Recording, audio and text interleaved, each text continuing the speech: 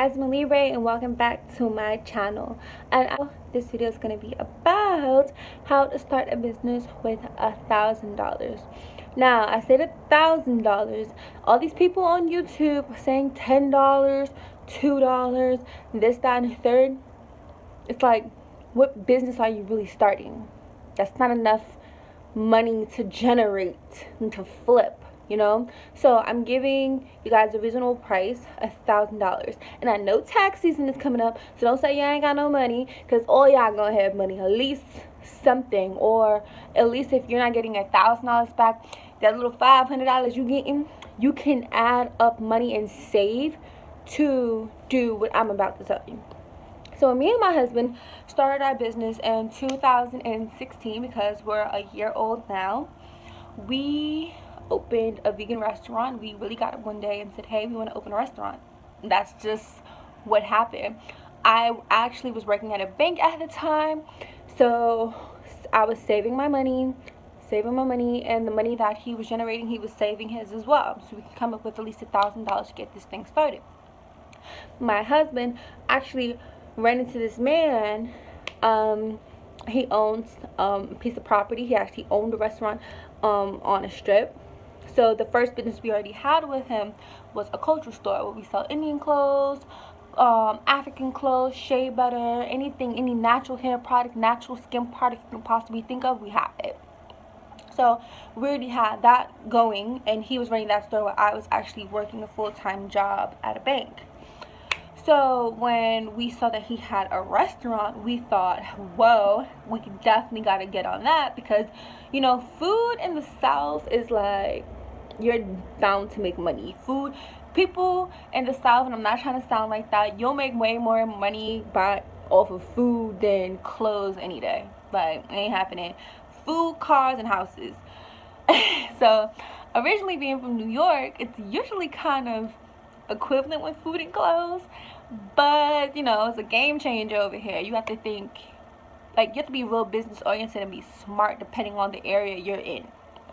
So we raised $1,000. We actually went to the owner and we told the owner, hey, we want to throw an event here. How much would this event cost? It wasn't over $1,000. It was around, I think he only charged us like $5. And be mindful, we are in Columbia, South Carolina. We're in the South. Things are a little bit cheaper here. However, I did say $1,000. I'm pretty sure you can team up with other people to collect a certain amount of money for your area, to at least have an event or to cater food where even if it's not just a restaurant, it can be clothing stores out a little bit more, but even a cultural store like the way we opened it, we have merchandise in there. We really started off slow and just saved our money. But as far as a restaurant, we said, hey, can we throw an event here? We think it'll be really cool, so we can actually raise the money so we can pay you rent for this restaurant. The rent here for the restaurant was $1,500 a month. So what we did was we went to the restaurant. We were very fortunate to have a lot of things already in there. However, you can go to certain places and actually you can rent chairs, rent things. We already had all that already included for our event. So once we had our event, it was very cool that we it was very fortunate that we had everything.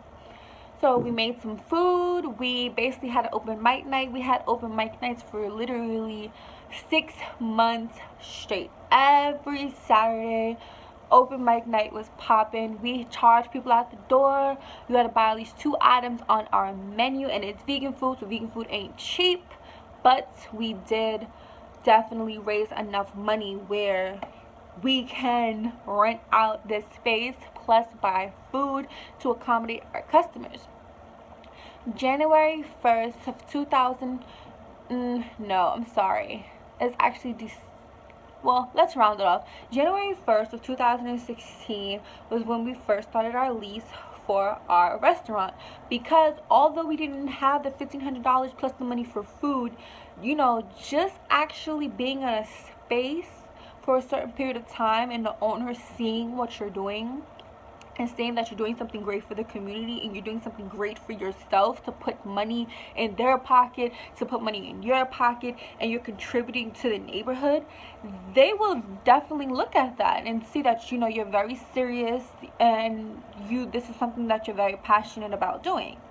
We are very passionate about vegan food. We're very passionate about making sure customers have other alternatives and, you know, informing them. We did cooking classes to show customers how to cook some of the dishes that we actually make. So try to have events with $1,000, raise the money, and then put it back into the restaurant. Now I will say, for the first 6 months of raising the money to get the restaurant, you'll be happy when you get the restaurant. But when you get the restaurant, you have to wait an additional 6 months to a year to actually even see profit, because the bills are going to come. However, you would be a business owner owning your own restaurant. So, you know, things take time, and in time, you know, things will grow based on the amount of work and effort you put into anything.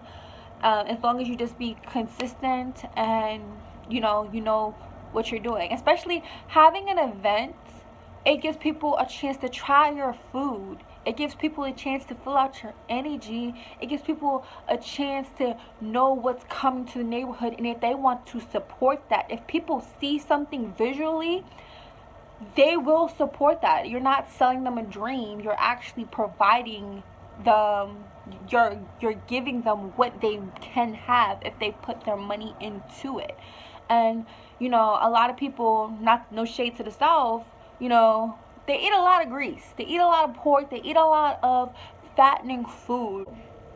If having a restaurant is something you want to do and you're very passionate about doing, if you can come up with just enough money to have an event in a space, and you know, go on social media, hand out flyers to the neighborhood and let them know, hey, you know, come down to our restaurant and try our food, or we'll give you a discount. Put some perks in there, you know, be real business oriented so people can see that you're serious.